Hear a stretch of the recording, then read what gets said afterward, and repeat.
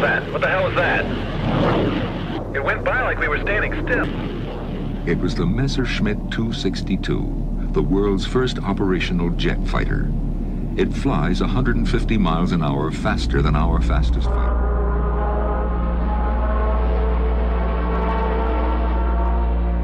During the Second World War, Nazi Germany established an unprecedented research modifications network in Europe. The pressure of economic isolation and military demands accelerated projects aimed not only at gaining battlefield advantages, but also at finding solutions for civilian life. The result was a set of innovations that, despite originating in a totalitarian regime, transcended the end of the conflict. Some examples clearly illustrate this legacy. The Sturmgewehr 44 was the first assault rifle in history and set the standard for modern weapons.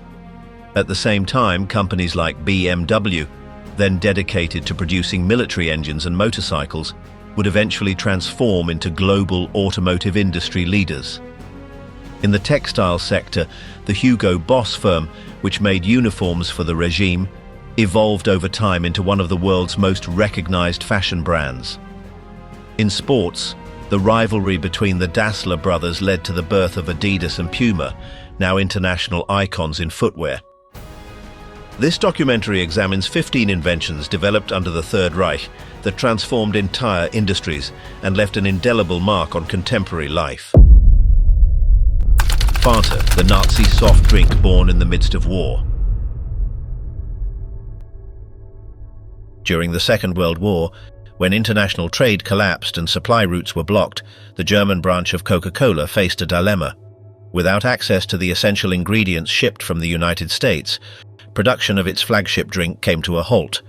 The solution devised by its managers, more out of necessity than planned innovation, would give rise to one of the planet's most recognized soft drink brands, Fanta. After the invasion of Poland in 1939 and Germany's entry into the war, the trade embargo imposed by the United States made it impossible to ship Coca-Cola concentrate from North America to Europe. In this context, Max Keith, the company's director in Germany, made a crucial decision. Instead of closing the factories, he chose to keep them running by creating an alternative drink with the resources available in the country. The production team turned to unconventional ingredients, whey, apple residues from the cider industry, and various fruit scraps. They weren't aiming for a perfect flavor, but a viable product amidst scarcity. The result was a yellowish, sweet, slightly acidic liquid that would soon be named Fanta. The name emerged during an impromptu meeting. Keith suggested the term fantasy, referencing imagination in German. It was then that Joe Nip, a company salesman, proposed shortening it to Fanta, a short, easy-to-pronounce and commercially appealing name. Thus, the brand was established, soon taking on a life of its own beyond the war. The drink was unexpectedly well received. By 1943, over 3 million cases had been sold. In a context of sugar rationing and limited market options, Fanta not only offered a new flavor, but also a sense of normalcy amidst adversity. Some consumers even incorporated it into cooking, using it in soups, sauces, or desserts as a substitute for more expensive or inaccessible ingredients. This versatility made it even more valuable in times of scarcity. The Nazi regime, far from opposing its production, presented it as a symbol of national self-sufficiency and creativity. Fanta's existence aligned with the import substitution policy, which aimed to demonstrate that Germany could sustain itself without relying on foreign products. Despite political pressures, Keith prevented the brand from being fully absorbed by the propaganda machine. He maintained managerial independence and meticulously recorded all processes, production volumes, and commercial strategies. This documentation proved essential after the war's end. In 1945, when Germany capitulated, Keith handed over to the Atlanta headquarters not only control of operations, but also a complete archive proving how he had kept the branch alive during isolation. However, the original Fanta was far from the version we know today. There was no fixed formula. The flavor varied depending on the agricultural residues available each season. One batch might taste more like fermented apple, another like pear remnants or undefined fruit blends. Consumers never knew exactly what to expect from each bottle. Despite this inconsistency, Fanta fulfilled its purpose, ensuring Coca-Cola's economic continuity in Germany and sustaining factories and jobs. After the war, production ceased and Fanta disappeared for a decade. However, in 1955, it re-emerged in a completely different context. In Naples, Italy, Coca-Cola launched a new recipe, no longer as a survival tactic, but as part of a diversification strategy. The new formula included Mediterranean orange juice and aimed for a more stable and appealing flavor. This time, Fanta was born as a global brand with commercial potential. Its success in Italy drove expansion to other European countries, and soon after, the rest of the world. In 1960, Coca-Cola formally acquired the Fanta brand to integrate it into its international portfolio. The goal was clear: to offer a fruity alternative that complemented classic Coca-Cola without directly competing with it. It was positioned as a youthful, colorful, and lighter product in contrast to the serious image of the original drink. The strategy worked. As the range of flavors grew, Fanta adapted to local preferences. In Japan, melon and yogurt variants appeared. In Brazil, guaraná. In Eastern Europe, combinations with forest fruits or elderflower. This flexibility became one of its greatest strengths. Each country could feel ownership of a unique version without breaking the brand's global identity. Today, Fanta is Coca-Cola's second best-selling drink, surpassed only by the original. It is estimated that over 2 billion cases are consumed worldwide each year. However, the brand has also faced criticism. In 2015, a German advertisement celebrating Fanta's 75th anniversary with the slogan, "The Good Old Times," sparked controversy for omitting the historical context of its origins under the Nazi regime. Coca-Cola was forced to withdraw the campaign and issue an apology. Such episodes highlight how the brand's past remains a sensitive issue, even though, for most consumers today, Fanta is merely a soft drink associated with fun and youthful leisure. Sturmgewehr 44, the first assault rifle in history. While scarcity in the civilian sphere led to improvised solutions like the Fanta drink in the military realm, that same pressure resulted in a far more decisive invention, the assault rifle. In this case, it wasn't about keeping a brand afloat, but addressing a strategic need on the battlefield. German soldiers faced a clear limitation in their weaponry. Traditional rifles like the Carabiner 98K were reliable and accurate, but too slow in close-quarters combat. On the other hand, submachine guns, such as the MP40, offered a high rate of fire in confined spaces, but became ineffective beyond 100 meters. Neither option suited the realities of modern warfare.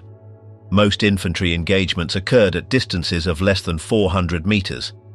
This dilemma was not new. During the First World War, trench warfare had already shown that bolt-action rifles were impractical in tight spaces. In the following decades, some countries experimented with intermediate weapons, such as the Russian Fedorov Avtomat or the Italian Te Rigotti, but none of these models gained traction. Germany, embroiled in a global conflict, decided to address this gap definitively. The first step was the development of the Maschinenkarabiner 42, a prototype that introduced an intermediate cartridge, the 7.92 by 33 mm Kurz.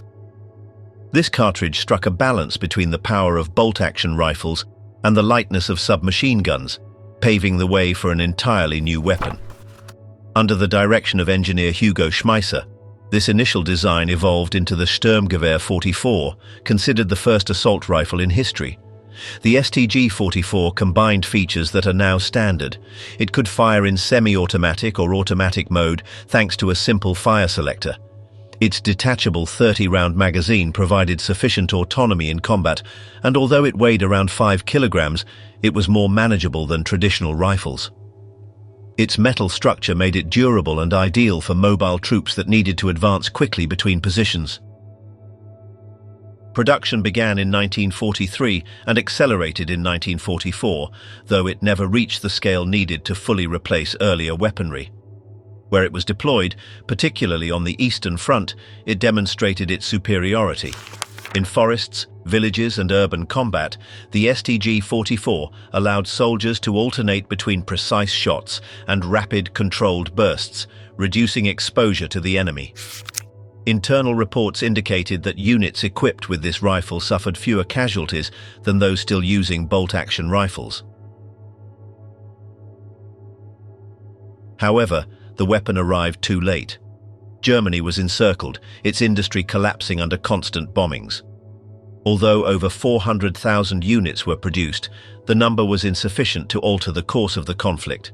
Its true impact would be felt after the war. After 1945, the STG-44 was studied in detail by the victorious powers. In the Soviet Union, Mikhail Kalashnikov applied many of its principles to the design of the AK-47, which would become the most widely produced rifle in the world. In the United States, the M16, adopted in the 1960s, incorporated similar concepts: intermediate cartridges, a fire selector, and lighter components. Other models, such as the Belgian FNFAL or the German G3, also showed the direct influence of the STG-44. The significance lay not only in the model itself, but in the concept it introduced.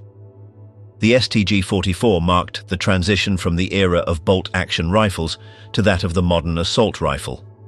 It established the principles that still define this type of weaponry today: versatility across multiple scenarios, recoil control, tactical adaptability, and a balance between power and maneuverability. Volkswagen Beetle, the Nazi car that conquered the people and the world. During the 1930s in Nazi Germany, a state plan emerged to design a car that any working-class family could afford. Hitler introduced it as part of the social program Kraft durch Freude, or Strength Through Joy. The goal was clear: to produce a cheap, functional and modern vehicle. Thus, the KDF Wagen project was born. The design was entrusted to Ferdinand Porsche, an engineer with experience in similar prototypes. The specifications were precise. It had to carry 5 people, consume little fuel, be easy to repair, and remain affordable. The result was a car with rounded lines, an air-cooled rear engine, and a simplified structure, features that made it unique for its time.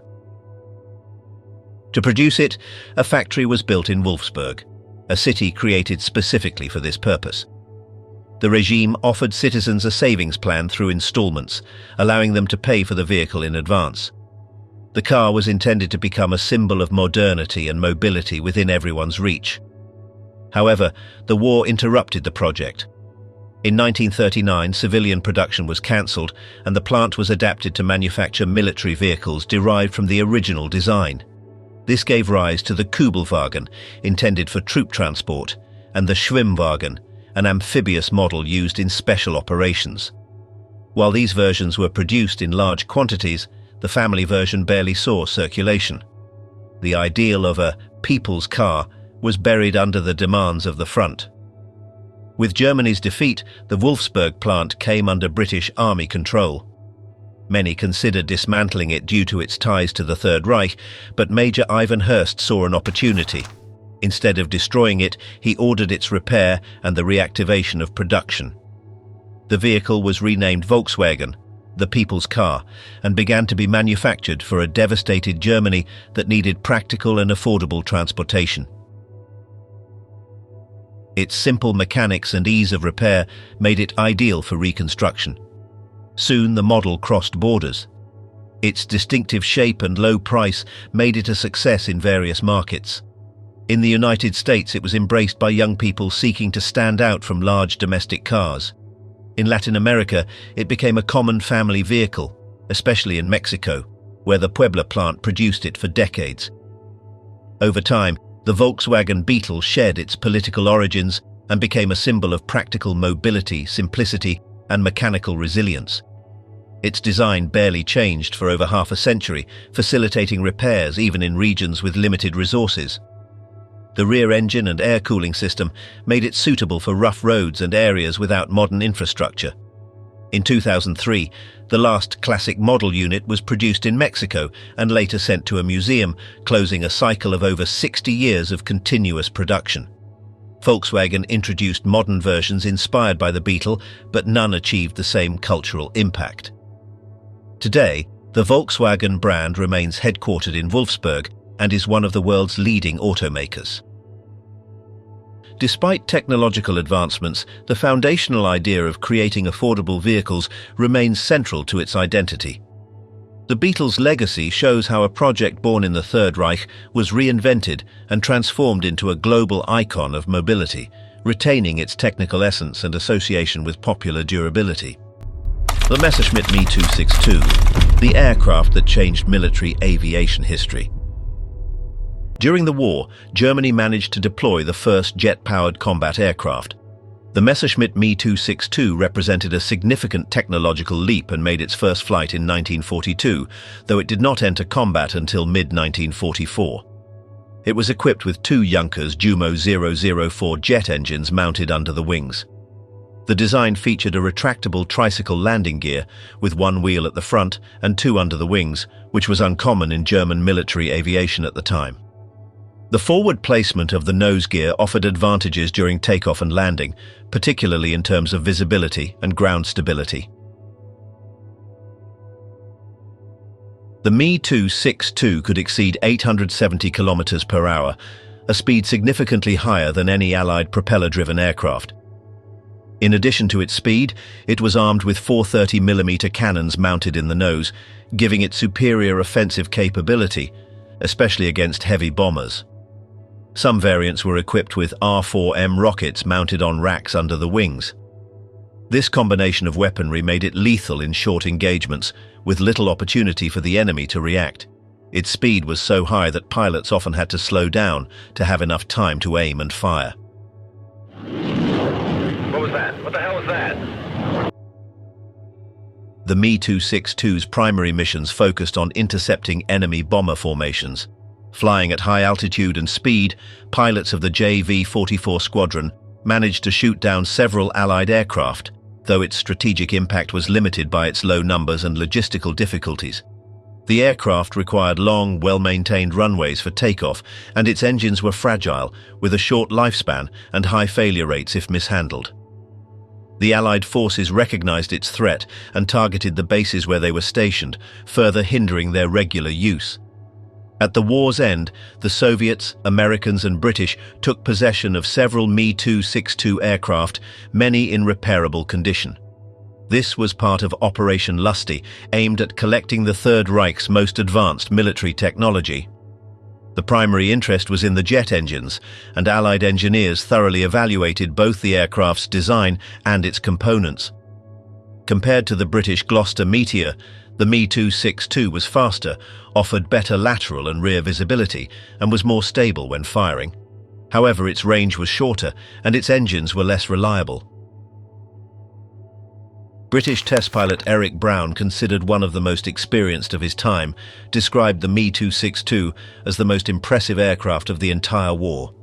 His testimony highlighted that this fighter not only commanded respect for its power, but also gave the pilot a decisive advantage: the ability to choose when to engage in combat and when to withdraw, with the enemy unable to keep pace. In comparisons of the time, it surpassed even the earliest American jet models in speed and acceleration, achieving technical parameters that no Allied fighter could match.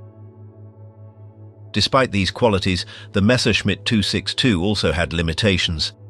Its engines, advanced but fragile, frequently failed, making it impossible for some post-war tests to extend beyond a few flights. Nevertheless, its design served as a reference for understanding the transition from propeller-driven aviation to the jet era. After the conflict, several countries explored its potential. In Czechoslovakia, the aeronautical industry adapted the model under the name Avia S-92, which was used in Air Force units until the early 1950s.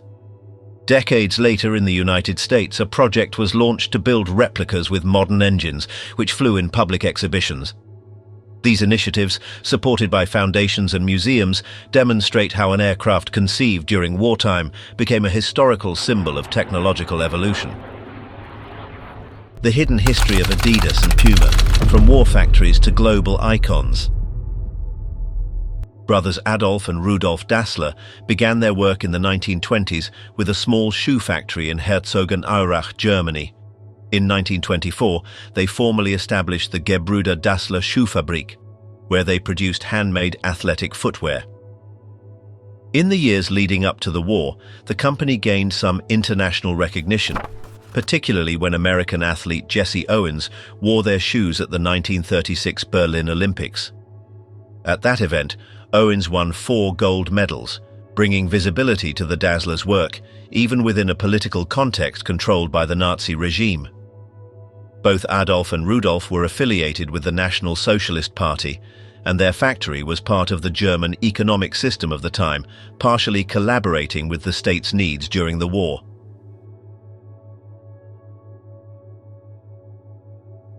In their early years, both brands focused on athletic footwear, but over time, they expanded their production lines. Adidas became a reference in footwear for soccer, track, and other sports, while introducing new manufacturing technologies. Puma, meanwhile, found its niche by partnering with prominent athletes and creating distinctive designs. Their connection to high-performance sports remained the cornerstone of both strategies as they adapted to changes in fashion and global trends. During the second half of the 20th century, Adidas grew to become one of the world's leading sports brands.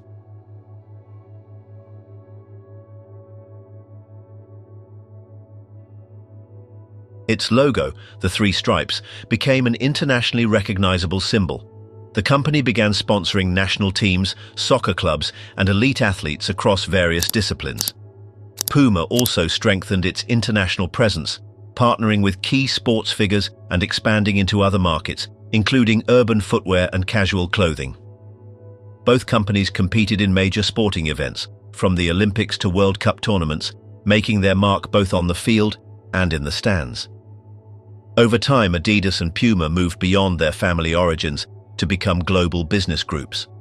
Although the rivalry between the founding brothers is no longer part of their current structure, their legacy remains embedded in the identity of both brands. Today, Adidas is one of the largest companies in its sector, headquartered in Germany with a presence in over 160 countries. Puma, though smaller in scale, remains a significant force in the sports apparel and footwear market, also headquartered in Herzogenaurach.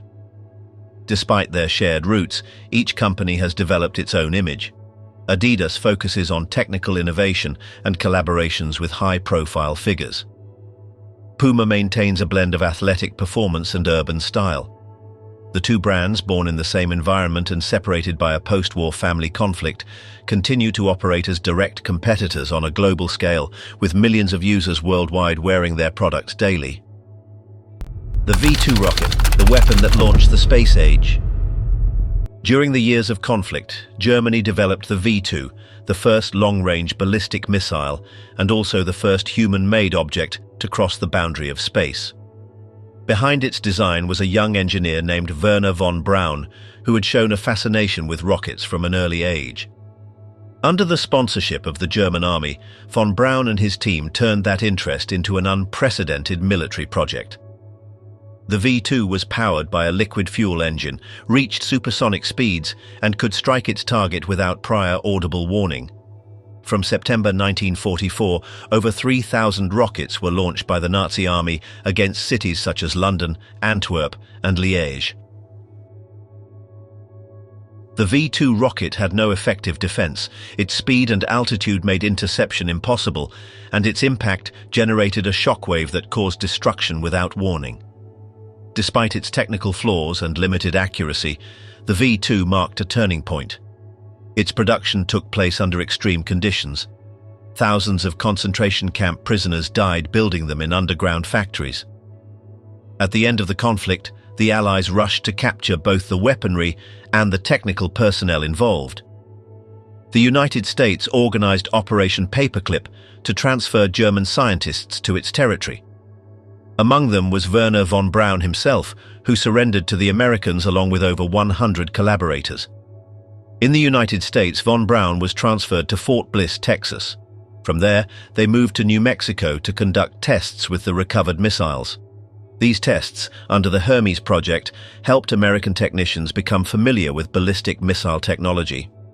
In 1946, the first V2 was launched from White Sands. Later, engineers combined parts of the German rocket with their own designs and built the Bumper Phi 2, an improved version for atmospheric tests. In 1950, one of these bumpers became the first rocket launched from Cape Canaveral. Meanwhile, the Soviet Union captured another portion of the German technical team and relocated them to scientific facilities under Russian supervision. From there, they developed their own missiles based on the V2 model. The first was the R1, followed by the R2 and the R5M, which could carry a nuclear warhead. China, an ally of Moscow, received a version of the R2, which became its first operational ballistic missile. In the United States, von Braun and his team were relocated to Huntsville, Alabama, where they developed the Redstone, the first American ballistic missile. It was first tested in 1953 and deployed in Germany in 1958. Shortly thereafter, the Redstone became the first American missile to carry a nuclear warhead in a live flight. The development of these missiles coincided with the height of the Cold War. Both the United States and the Soviet Union began competing not only in the military arena, but also in space. BMW's journey to the top of the automotive industry. BMW became a key component of the Nazi military apparatus. Although founded in 1916 as a manufacturer of aircraft engines, during the conflict, its production focused on engines like the BMW 8101 and the BMW 003 used by the Luftwaffe. It also manufactured motorcycles like the R75, designed to navigate difficult terrain thanks to its driven sidecar. To meet the regime's demands, BMW resorted to forced labor, including prisoners from camps like Dachau, where thousands worked in extreme and lethal conditions. The consequences of the conflict hit the company hard. Its factories were severely damaged by Allied bombings, and after the war, BMW was temporarily banned from manufacturing motorized vehicles. The company survived by producing household items, such as pots and bicycles, until it could gradually resume motorcycle production in 1948. In 1952, it returned to the automotive sector with the BMW 501, a luxurious sedan that marked the beginning of a new era. However, financial difficulties persisted until 1959, when the company was on the verge of being absorbed by Daimler-Benz. It was then that the Quandt family, which had amassed its fortune during the Third Reich, invested heavily and prevented the brand's demise, laying the foundation for its industrial revival. The 1960s marked a turning point with the introduction of the Neue Klasse line, which positioned BMW as a manufacturer of sporty and elegant automobiles.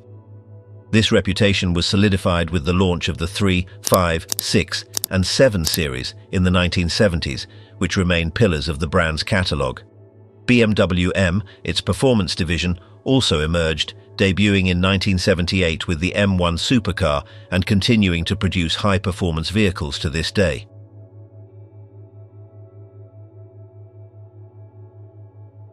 In the following decades, BMW transformed into a global group, acquiring brands like Mini and Rolls-Royce and expanding its industrial presence to countries such as the United States, China, Mexico, Brazil, South Africa, and India. Mass production and a focus on technical innovation and aesthetics turned BMW into an emblem of luxury, German precision, and advanced design. In 2013, the company entered the electric era with the launch of the i3, followed by the i8 hybrid sports car, establishing itself as a leader in sustainable mobility. Currently, BMW ranks among the world's most influential automotive companies. In 2023, it produced over 2,500,000 vehicles and generated revenues exceeding 150 billion euros. Its portfolio spans from compact cars to high-end SUVs and cutting-edge electric sports vehicles. The brand also leads in automation, digital connectivity, and electrification, with lines like BMW i and strategic partnerships for battery development and autonomous driving. Additionally, BMW maintains a strong global cultural presence, sponsoring sporting events, advancing avant-garde corporate art and architecture, and remaining an aspirational icon. Despite its origins tied to the Nazi war effort, it has successfully reshaped its identity, building a narrative centered on engineering, sustainability, and design. Thus, BMW exemplifies how a company forged in the darkest context of European history managed to transform, reinvent itself, and establish itself as a global symbol of innovation, luxury, and technological responsibility. The Nazi network that shaped modern highways. In the early years of the Nazi regime, one of the most visible symbols of the supposed progress of the new government was the massive construction of high-speed roads known as Autobahnen. Although the idea of a national highway network already existed during the Weimar Republic, it was Hitler's government that drove its large-scale expansion for propaganda and strategic purposes. In 1933, shortly after coming to power, the plan to connect the entire country through grade-separated highways designed for uninterrupted traffic flow was officially presented. The project was marketed as a way to combat unemployment, but also as a demonstration of the new state's power, modernity, and unity.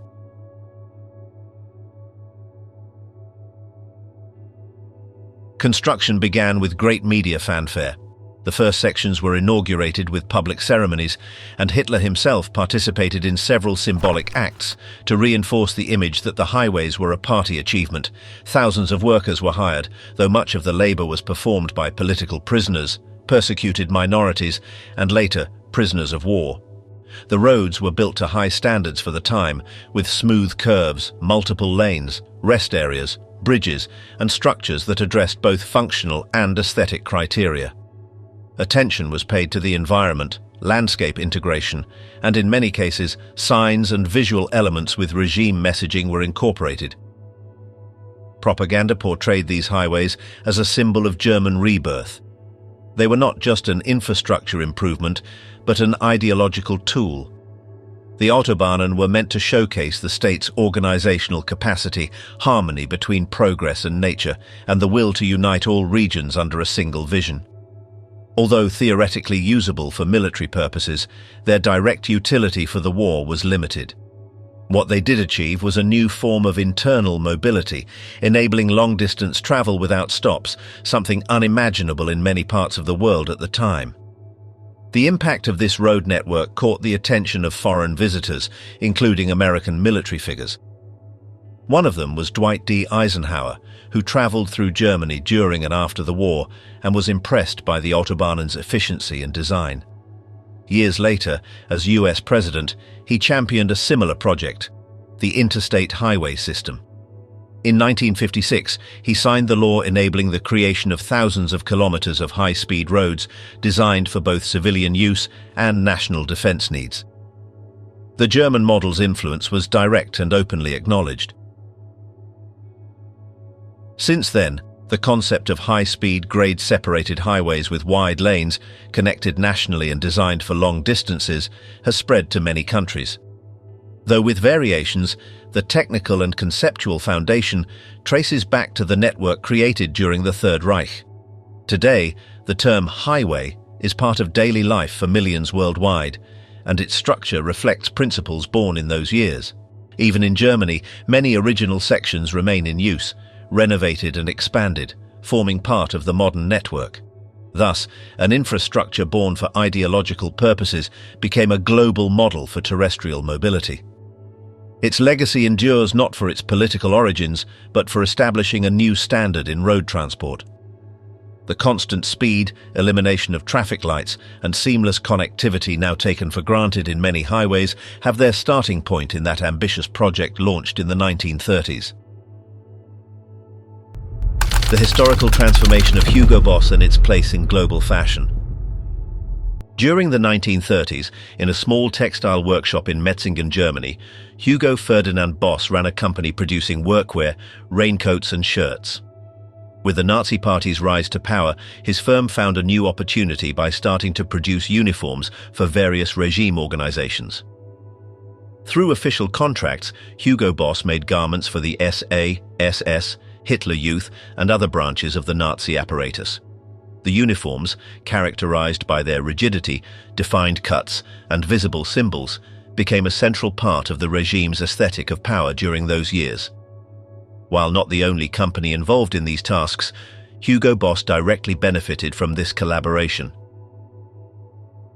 During the Second World War, Hugo Boss's facilities employed forced laborers, mostly prisoners of war and individuals recruited from occupied territories.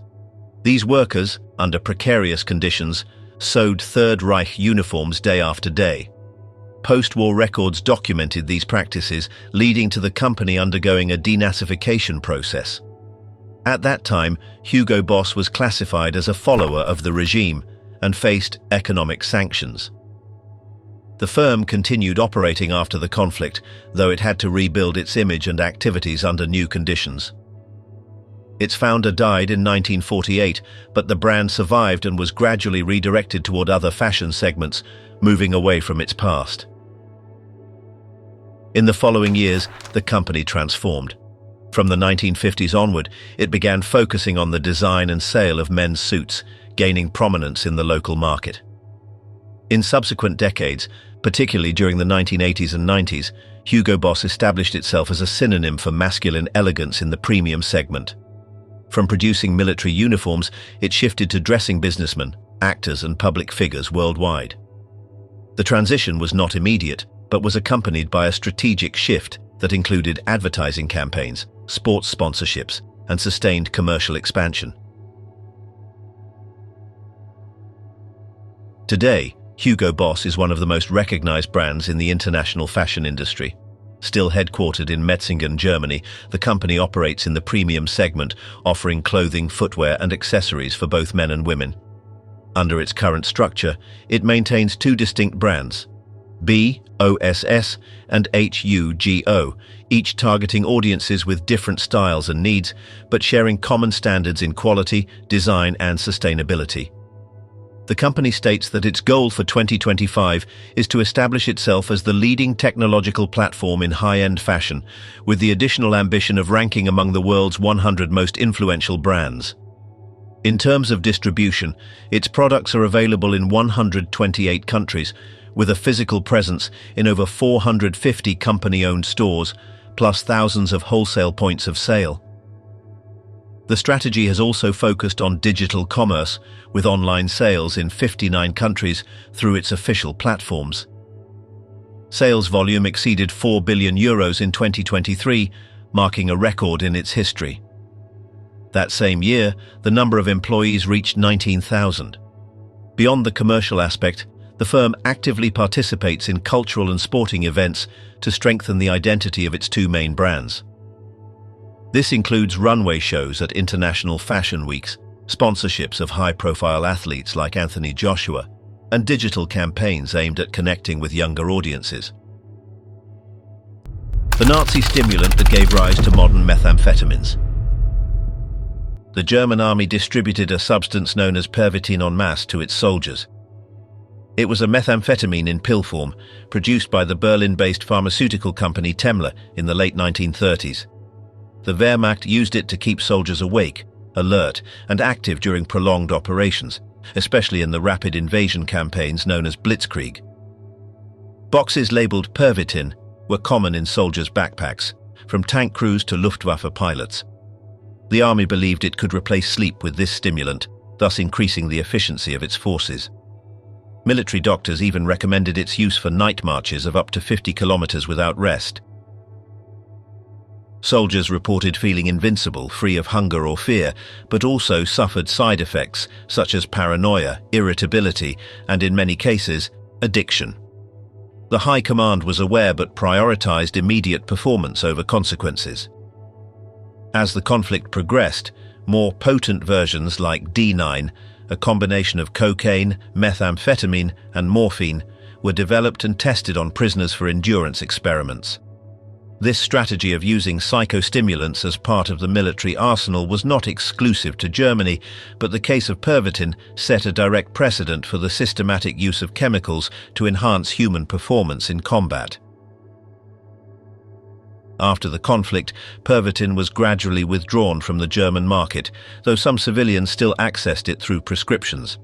Its composition was based on a variant of N-methylamphetamine, a substance that stimulates the central nervous system by triggering a massive release of dopamine and norepinephrine. This same chemical base later served as a model for the synthesis of modern methamphetamines, both in controlled and illegal production. The history of Pervitin shows how a compound initially designed as a remedy for fatigue became a military tool and later a civilian drug. Research on its neurochemical effects resumed in medical contexts in the United States during the post-war period, where derivatives like desoxyephedrine emerged, prescribed for attention deficit disorders or narcolepsy under strict regulations. At the same time, outside clinical settings, clandestine laboratories began proliferating, first in Asia and then in North America, replicating Pervitin's synthetic structures to create recreational variants. These derivatives, popularly known as crystal meth, maintain a composition similar to the Nazi compound, though their purity and toxicity vary. International health organizations recognize that the model initially developed by Temler became the basis for many contemporary illegal drugs. Horton HO 229, the foundation of the invisible B-2 Spirit bomber. At the end of the Second World War, when the Allies dominated the skies of Europe, German engineers sought a desperate solution. The High Command demanded an aircraft capable of flying faster than any enemy fighter, covering great distances, and carrying 1 ton of bombs without being hit. In this context, a surprising proposal emerged: the Horton HO 229, a prototype that seemed straight out of the future. The project was the work of brothers Reimar and Walter Horton, 2 Luftwaffe officers who envisioned an aircraft unlike anything that existed at the time. Its design broke with tradition. It had no defined fuselage or vertical tail. Instead, it featured a large triangular wing, a concept known as the flying wing. This silhouette promised not only speed and aerodynamic efficiency, but also proved difficult to detect by the rudimentary radars of the 1940s. The first prototype was tested in 1944 without jet engines. Although a basic model, it proved the concept worked. Shortly after, the second prototype was equipped with 2 turbines, achieving speeds comparable to the best Allied fighters. However, the flight ended in tragedy. The test pilot died in a crash. Still, development continued. The project moved to the Gotha factory, which built a third, reinforced version with innovative materials. It was the most advanced of all, but it was still under assembly when US troops entered Germany. At the war's end, this incomplete prototype was captured by the Americans and sent to their country for study. Intrigued by the aircraft's unconventional shape, engineers analyzed it in detail. Although radar signal reduction was not a military priority at the time, some reports already speculated about this possibility. The plane remained in storage for decades, a technological curiosity that never saw combat.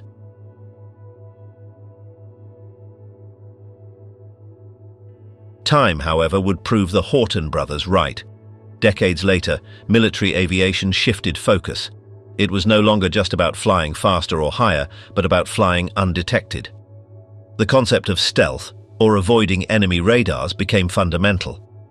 In this new scenario, the flying wing concept gained renewed strength. In the 1980s, when the United States introduced the B-2 Spirit bomber, many noted similarities with the 1944 German prototype. It was not an exact copy, but the principles were the same: a triangular body, no vertical rudder, integrated engines, and smooth surfaces that reduced detection. The HO 229 had been ahead of its time. Over the years, museums and scientific institutions reconstructed the original model. An exact replica was built to test its performance against modern radars. The results were surprising. Although not completely invisible, it reflected far less than conventional aircraft of the era. This advantage, discovered half a century later, demonstrated the visionary value of the design. From there, the principles of the HO 229 were integrated into projects that defined the new era of military aviation, the F-117 Nighthawk, the F-22 Raptor, and the F-35 Lightning II. All prioritize invisibility over pure speed. Every detail of their construction, from wing shape to materials used, is designed to minimize detection. Today, stealth technology is a standard in the world's most powerful air forces. Although the HO-229 never saw combat, its legacy is clear. What began as a last-ditch effort by the Third Reich transformed how powers understand air dominance. From an improvised hangar in Germany to the high-tech laboratories of the 21st century, the flying wing continues to prove that some ideas are born too early, but are never lost. From Enigma to modern encryption, the code that changed the world. At first glance, it looked like a typewriter with keys, but it concealed a mechanism so ingenious, it altered the course of the war. It was called Enigma. Each time a letter was pressed, an electric current passed through a series of constantly rotating rotors, altering the circuit and producing a different output with each press. The fascinating aspect was that it never repeated the same letter as output, even if the same letter was entered multiple times in succession, making messages nearly impossible to decipher without another identically configured unit. The secret lay in the rotors and a plug board that allowed pairs of letters to be swapped, multiplying the possible combinations to an unimaginable degree. Later models added more connected pairs and even a fourth rotor, increasing the difficulty. Everything depended on knowing the exact configuration, the initial position of the rotors, and the arrangement of the cables. Without that key, the message was indecipherable. However, the machine had a hidden vulnerability. No letter could be transformed into itself, and this seemingly minor detail opened an unexpected door. In the mansion at Bletchley Park, England, a young mathematician named Alan Turing and his team seized on this weakness. German messages often repeated routine phrases like "nothing to report" or "to the group," and from these patterns, they created the bomb machine, which reduced millions of possible configurations to a few verifiable ones. With patience and method, they broke Enigma's security. The Germans tried to reinforce it with new models, but it was too late. The secret was exposed. That silent victory not only allowed the decryption of vital military orders, but also spurred the creation of Colossus, the first programmable digital computer whose legacy endures. From that effort, what we now know as cryptography was born. Enigma's principle relied on sharing a common key and transforming a readable message into an incomprehensible one, what we now call symmetric encryption. This is still used in modern digital security, though with a crucial improvement. If someone obtains the key, they can read everything, so new methods like the Diffie-Hellman protocol were developed, enabling shared keys to be generated even over insecure channels. The next step was to secure not only the content, but also the identity of the participants. In Enigma's time, trusting the configuration was enough. Today, digital certificates ensure that the message is not only protected, but reaches the correct recipient. What began as a machine to safeguard military secrets laid the foundation for secure communication in the digital era. Vampire ZG-1229, the first night eye of Nazi hell. At first glance, it looked like an odd device attached to a rifle, but it concealed an innovation ahead of its time. This was the ZG-1229, better known as Vampire, an infrared night vision system developed in the final months of the Second World War. Its function was simple to explain but revolutionary for its time. It allowed German soldiers to see in complete darkness.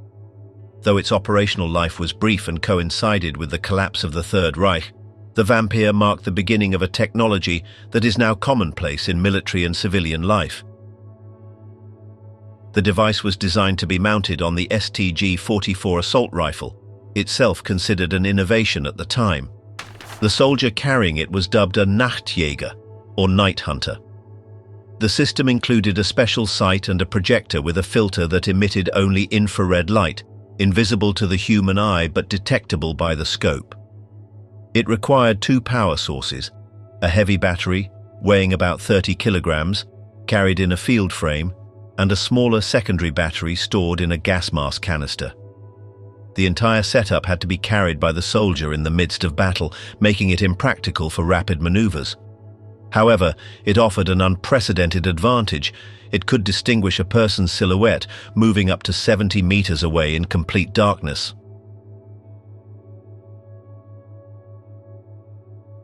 The first tests of the Vampire took place in early 1945, when the war was nearly lost for Germany.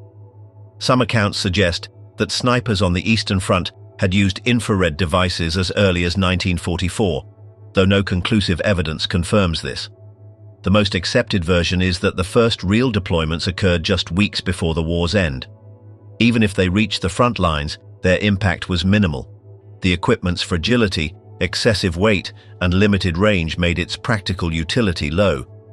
Some veterans recalled seeing rifles with flashlights that didn't shine, matching the Vampire's description, and there were attempts to adapt it to MG-34 and MG-42 machine guns, though without convincing results.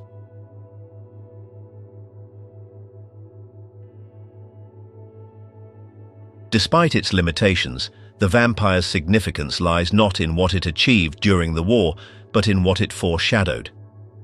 It was the first step toward modern night vision, an idea that evolved rapidly in the years that followed. During the Vietnam War, first-generation devices that amplified ambient light rather than relying on external infrared projectors were already in use. Over time, new technologies emerged, such as image intensification, thermal vision capable of detecting body heat, and later, digital sensors.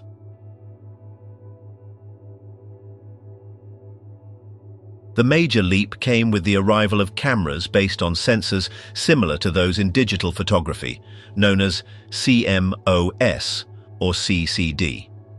These enabled the production of lighter, more durable, and accessible equipment.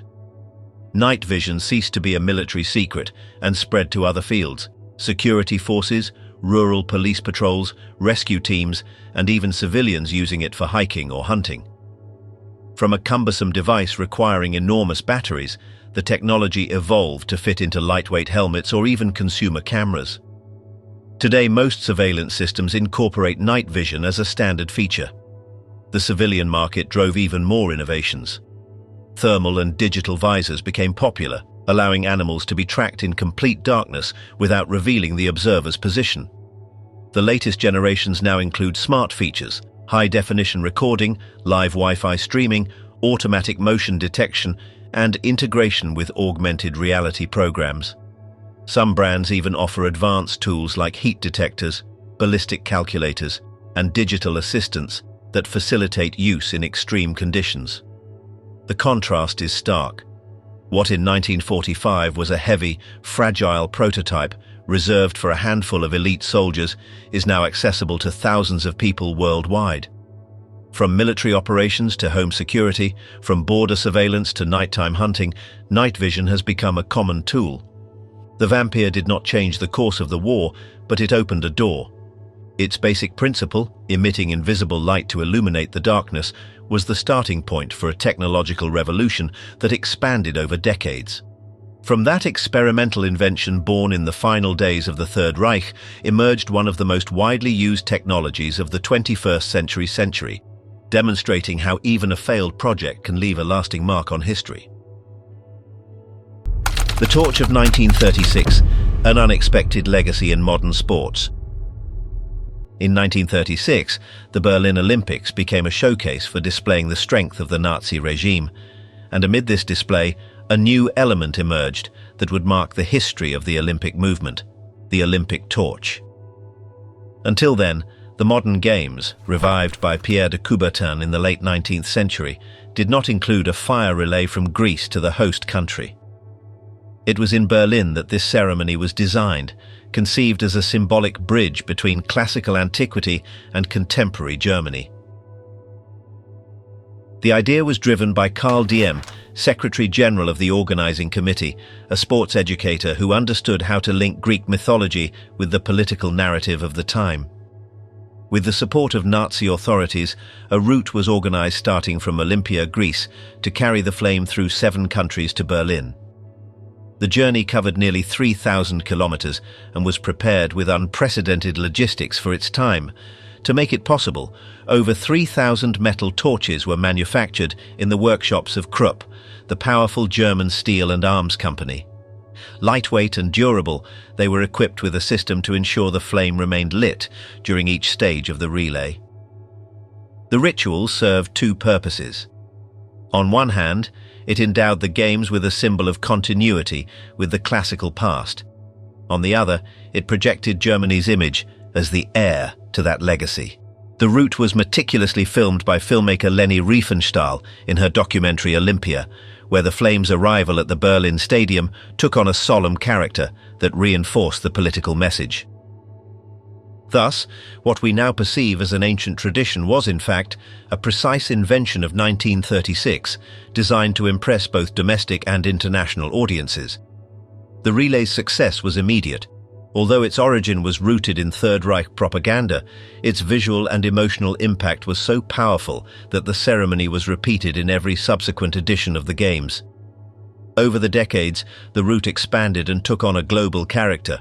The flame crossed continents, sailed oceans on ships and planes, traveled on high-speed trains, and passed through cities of all sizes. The relay ceased to be a local political gesture and became a televised media spectacle watched by millions. The torches themselves evolved with technology. From the initial Krupp-manufactured pieces, designs progressed to ultralight materials resistant to wind and rain, capable of sustaining combustion even in extreme conditions. At the Tokyo 2020 Olympics, for instance, recycled aluminum from temporary housing built after the 2011 earthquake was used, making the torch not only functional but also a symbol of resilience and collective memory. Each host country adds its own touch, but all follow the same principle introduced in Berlin: a flame that travels from Olympia to light the Olympic cauldron.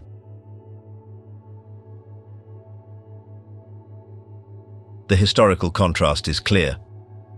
What began as a propaganda tool in the hands of a totalitarian regime has become a symbol associated with international unity, peace, and the celebration of sport.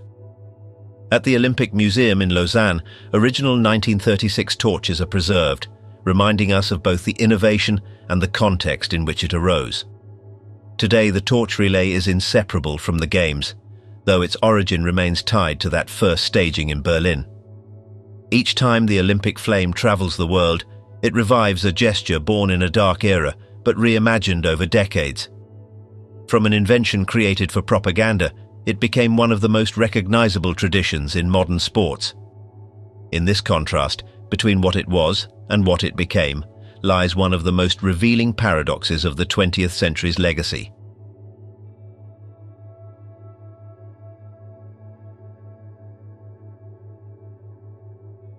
The technological legacy of the Third Reich reveals a troubling paradox. Advancements conceived under a totalitarian regime, amidst wartime pressure and human exploitation, ended up laying the foundations for entire industries now part of everyday life. From weapons and vehicles to clothing, roads and beverages, many of these developments transcended the war's context and became icons of consumption, transportation, or innovation. Remembering their origins is essential to understanding how science and industry can be shaped by both necessity and ideology, and how their traces persist beyond the conflict.